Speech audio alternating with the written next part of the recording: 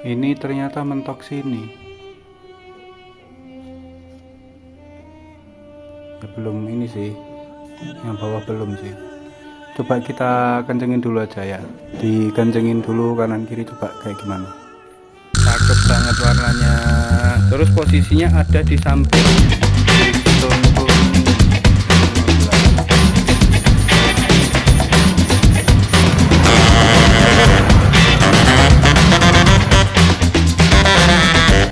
Jadi ternyata ini enggak seru, terpaksa sini harus dikurangi. Berarti berapa ini? Mungkin antaranya 7 mili sampai 8 mili dipapras gini ya. 7 mili ya atau 8 mili dipapras, sedangkan yang ininya apa itu hitam-hitamnya yang sini juga dipapras sedikit biar tidak kena. Nah ini mana ya? Oh ini kita papras sedikit. Ini sebenarnya harusnya nggak kena sih, tapi ternyata malah kena. Ini yang bikin lecet-lecet tuh ini sedikit banget. Dan anehnya begini, bukan aneh ding apa ya, di dalamnya ini kan ada karetnya nih, yang kemarin kita lihat itu kan ada karetnya. Kalau ini shockbreakernya lagi main, lagi naik turun gitu, ini karetnya kayaknya sedikit gerak gitu. Jadi si ininya, si tabungnya ikutan naik pas lagi kepencet gitu kan. Jadi kok gerak semua ya. Jadi sudah jadi terus bosen. Jadi, kalau anehnya si karet ini gerak naik turunnya tuh ikutan gerak kayak kepencet-pencet gitu. Saya belum nemu solusi sih, mungkin harus diganti pakai yang karet yang shockbreaker ori mungkin ya. Coba nanti kita lihat dulu aja bagaimana lah. Kita pasang kayak gini dulu, udah kita papras 7 mili sampai 8 mili, terus sudah kita pasang juga semuanya. Nanti mau langsung saya cobain OTW ke Peleri. Agak jauh sih, jalannya jelek. Nah nanti dilihat bagaimana, mudah-mudahan aman. Selamat datang kembali. Saya sudah test ride ini beberapa hari. Dari hari apa ya, hampir 1 minggu. Rutenya Ngadirjo, Peleri, PP, pulang pergi 2 kali apa 3 kali gitu, kayaknya 3 kali ya, 2 kali 3 kali lah. Oke, perlu digarisbawahi ya, sebagai catatan, ini shockbreakernya tidak lebih empuk dari asli. Nah, saya ada tips nih buat yang merasa shockbreaker aslinya PCX itu keras. Coba kalian tukar yang kanan dan yang kiri. Jadi misal gini, kalau masih bawaan kan itu dari perakitan Honda tuh, itu misal berasa keras, coba yang kanan pindah ke kiri, yang kiri pindah ke kanan. Nanti rasakan bedanya, barangkali beda. Karena saya yang kemarin itu udah nyobain, masih standar pabrik, bawaan semua, nggak pernah dicopot, nggak pernah diotak-atik. 2 tahun lah ya motornya, dari 2021 sampai 2023 2024 lah, berarti kan 2 tahun ya, 2 tahun lebih. Shockbreakernya itu keras. Terus saya kemarin kan sempat ganti ISS tuh, ganti ISS, kemudian ISS bocor, saya lempar, terus ganti standar lagi. Nah, posisi setelah diganti standar itu kok malah shockbreaker bawaannya itu jadi lebih empuk gitu. Kan aneh. Kan bisa aja yang tadinya kanan jadi kiri, atau yang kiri jadi kanan, atau entah ada mur yang kendor atau gimana, terus dikencengin malah jadi mapan enak gitu, lebih empuk. Baru berasa empuknya. Tapi pas itu saya posisinya, looksnya looksnya tuh kayak kurang gitu kan. Looksnya hitam polos gitu, kok kayaknya kusam gitu. Udah shockbreaker hitam, ininya coklat, abu-abu hitam, terus ini warna apa, gunmetal gini kan, kayaknya kurang ceria gitu, kurang cerah gitu kan. Jadi saya belilah ini. Nah, perlu digarisbawahi itu ya, kalau nyari yang lebih empuk daripada standar, sebaiknya nggak usah ganti shockbreaker, karena belum tentu lebih empuk. Kecuali untuk beberapa merek, misal Ohlins bisa disetel, atau ISS G Sport. Tapi pokoknya kalau ada kata sportnya biasanya tidak lebih empuk ya, itu biasanya lebih keras. Oke, kok jadi ngelantur kemana-mana. Oke, kita bahas ini dulu aja ya. Itu tadi tips dari saya untuk shockbreaker standar. Misal pengen lebih empuk, ya dicopot, yang kanan tukar kiri, yang kiri tukar kanan, diputar aja bawahnya nanti bisa. Barangkali lebih empuk. Kalau masih nggak lebih empuk ya ya udah, berarti memang asli seperti itu. Oke, kita bahas ini impresi pemakaian ini beberapa hari. Rute Ngadirejo Weleri via Sukoharjo itu jalannya tuh ada naik turun, ada jalan apa itu beton, ada jalan aspal. Untuk kontur jalannya kan naik turun, untuk kondisi jalannya ada yang bolong, ada yang bolong rusak parah kecil-kecil, ada yang bolong-bolong gede-gede gitu. Nah, impresi yang saya rasakan pertama adalah yang perlu yang perlu diperhatikan ya, ini tidak empuk, tapi ketika tikungan itu lebih stabil. Jadi jalur Weleri Sukoharjo itu jalannya komplit, ada naik turunnya, ada bolongnya, ada rusaknya, ada kanannya, ada kirinya, ada tanjakan yang naik terus belok, ada yang belok turun, ada komplit. Jadi itu cocok buat test drive. Untuk yang saya rasakan begitu. Untuk tikungan lebih stabil daripada yang standar, karena ini shock breakernya untuk reboundnya tidak secepat standar. Jadi ketika sudah tertekan, naiknya lebih lambat sedikit. Nah, yang perlu jadi catatan adalah ini terasa lebih enak sedikit. Maksudnya gimana ya? Ketika menghantam lubang itu lebih stabil ketika lubangnya besar dan satu kali rebound. Tapi ketika ketemu jalan keriting yang rusak parah kecil-kecil gitu, rasanya itu kayak gitu. Jadi kayak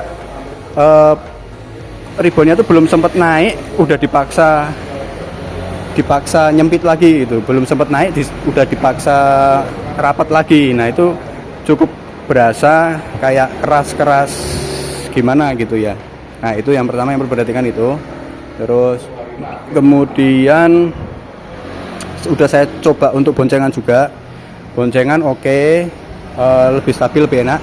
Dan perlu diperhatikan juga ini bagian 2 yang perlu diperhatikan. Poin kedua adalah ketika boncengan pun ketika menghantam apa ya, kayak polisi tidur atau selisih jalan yang tinggi itu, boncenger saya masih berasa agak terhentak gitu. Katanya ya nggak enak lah gitu, terhentak gitu kan, kayak gitu.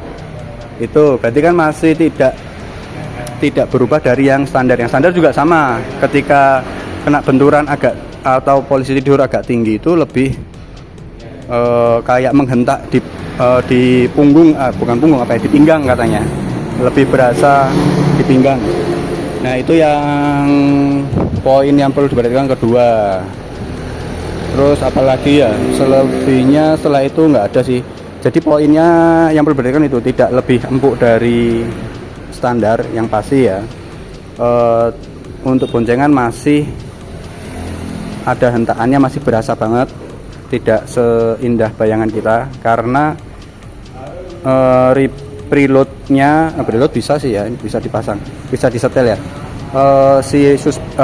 Kompresi sama reboundnya nggak bisa disetel, jadi asli bawaan ini. Oke, itu yang berbeda, itu tidak lebih empuk dari ini, jadi efeknya kemana-mana. Nah, tapi poin poin positif alasan saya pilih ini adalah, yang pertama adalah looks, pasti looks. Tadi udah saya ceritakan biar nggak boring aja warna hitam. Yang pertama ini poinnya looks, kelebihannya menurut saya secara subjektif. Yang pertama looks, yang kedua ini merek KYB, dia harapan saya dia kualitasnya akan sekuat OM. Harapan saya ya, karena melihat posisi basicnya, ini basicnya kayak atasnya, uppernya si shockbreaker ini persis mirip dengan shockbreaker bawaan Aerox sama Nmax, sama mungkin enggak ya, mungkin sama, tapi kalau yang saya perhatiin kayaknya Aerox. Ini untuk bagian atasnya ya, ini lekukan-lekukan ini, terus bentuk tabungnya, bentuk leher tabung dan tabungnya ini persis dengan ya milik OM-nya Yamaha Aerox. Cuman yang Zeto ini plus dengan ulir shockbreaker untuk setelan preload, jadi bisa diturunin. Ini ada deratnya, jadi bisa diturunin. Bedanya dengan OM-nya Aerox gitu, tapi mirip, untuk atasnya mirip. Jadi itu poin pertama poin kedua berarti ya. Kenapa saya pilih ini adalah yang pertama look, yang kedua harapannya ini kualitasnya seperti OM. Karena saya sering lihat, bukan sering ya, beberapa kali lihat postingan misal kayak KTC itu patah. Terus ISS kayaknya pernah lihat sekali itu juga patah. Merek-merek yang lain mungkin yang tidak ada namanya juga saya pernah lihat juga patah. Nah, dengan KYB ini seperti OM-nya Aerox, harapan saya ini nggak gampang patah, karena saya juga kayaknya jarang atau belum pernah lihat postingan yang bilang kalau shockbreakernya Aerox patah gitu, patah di sininya. Kalau yang terakhir saya lihat KTC sini, ininya patah, terus copot gitu kan. Nah ini kan bahan besi nih, ini kayaknya dia apa aluminium ya, kayak mirip besi sih. Ini besi, ini juga aluminium kayaknya juga. Inilah harapannya itu kualitas OM bisa dilihat dari sini juga. Ini kayak OM nya juga kan kayak gini, ini besi juga, ini besi, ini baru aluminium. Yang alasan kedua itu setelah looks, kualitas OM, terus alasan ketiganya nggak ada. Ya intinya itu sih, looks dan harapan sekuat OM. Oke lah, tadi saya tuh membahas apa sampai lupa semua loh. Oh, kendala pemasangan, malah tadi belum dibahas, harusnya dibahas di awal ya. Oke, kendala pemasangan adalah tipsnya. Ini spakbornya dipotong 8 mili. Kalau saya potong 8 mili. Ini apa nih kok kotor? Ini saya potong 8 mili. Jadinya seperti ini. Kalau tidak dipotong ini, yang sini akan mepet ke sini, jadinya lecet. Saya udah nyobain kemarin lecet. Nanti mungkin videonya sebelumnya udah ada, atau nanti saya selipkan kayak video yang sebelumnya itu lecet. Jadi sini harus dipotong 8 mili. Kemudian yang sini, yang sini juga dipapras dikit aja, biar gak kena inilah. Ini saya masih kena dikit sih kayaknya. Biar gak kena ini, biar gak kena sampingnya. Nggak kelihatan kok, dari manapun nggak kelihatan. Ini nggak kelihatan kan, malah kelihatannya rapi, ini kan rata lurus gini. Oke, 8 mili atau 1 cm kalau pengen aman. Sama yang bawahnya sini papras sedikit banget. Terus yang perlu diperhatikan lagi ini ukuran per shockbreakernya ini dia lebih besar dari standarnya PCX. Jadi kalau kalian masih pakai velg bawahan PCX, ini akan mentok ke piringan. Salah satu solusinya adalah salah satu temen di grup PCX itu pakai peninggiring. Jadi peninggiringnya di bawah sini ditambah 0,5 cm ya, ditambah 0,5 atau 5 mili atau setengah senti naik ke atas, biar ini tidak ngepres ke piringan. Kalau ini saya kan pakai ring 14 vario 160 ABS, jadinya aman, ini tidak kena. Kalian kalau udah pakai velg variasi yang lebih, yang misal punyanya PCX 150 atau vario 160 ABS, dipastikan tidak kena, asal pakainya spacer ya, jangan pakai adaptor. Saran saya juga beberapa kali tetap mending pakai spacer kaliper, jangan pakai adaptor velg, karena nanti adaptor velg rawan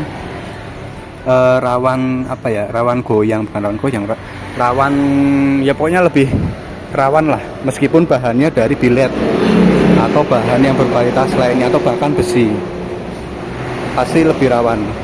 Oke, itu kata ahli. Contohnya kayak di YouTube-nya Mas Rang itu juga kayak gitu, dia pakai spacer kaliper.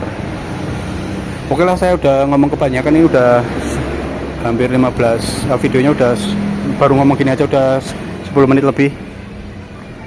Itu ya yang perlu diperhatikan ya, tidak lebih empuk dari standarnya, tapi lebih stabil dan reboundnya lebih pelan, lebih halus, tapi tidak lebih empuk dari standarnya yang mentul-mentul. Ini enggak mentul-mentul, ini lebih stabil. Looksnya begini, apa yang perlu diperkorbankan tadi itu agak dipapras sedikit, hasilnya seperti ini. Oke, sampai jumpa di video selanjutnya. Jangan lupa like, subscribe, dan komen. Kalau butuh diskusi, tanyakan aja nanti bisa mungkin saya jawab. Oke, bye bye. Ye, apa? Kok malah ye? KYB Zeto PCX 360 mm.